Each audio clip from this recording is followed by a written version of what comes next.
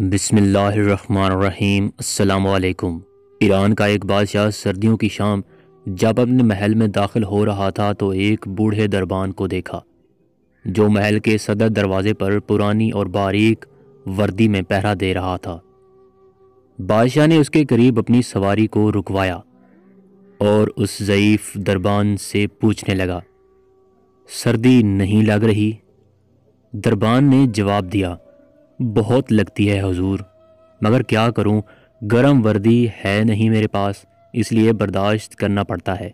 میں ابھی محل کے اندر جا کر اپنا ہی کوئی گرم جوڑا بھیجتا ہوں تمہیں۔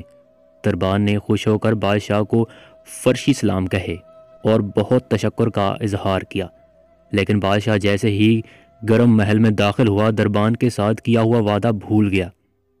صبح دروازے پر اس بوڑھے دربان کی اکڑی ہوئی لاش ملی اور قریب ہی مٹی پر اس کی یک بختہ انگلیوں سے لکھی گئی یہ تحریر بھی، بادشاہ سلامت، میں کئی سالوں سے سردیوں میں اسی نازک وردی میں دربانی کر رہا تھا، مگر کل رات آپ کے گرم لباس کے وعدے نے میری جان نکال دی۔ سہارے انسان کو کھوکھلا کر دیتے ہیں، اسی طرح امیدیں کمزور کر دیتی ہیں۔ اپنی طاقت کے بل بوتے جینا شروع کیجیے، خدا را سہاروں کی بے ساکھیاں پھینک کر اپنی طاقت آزمائیں۔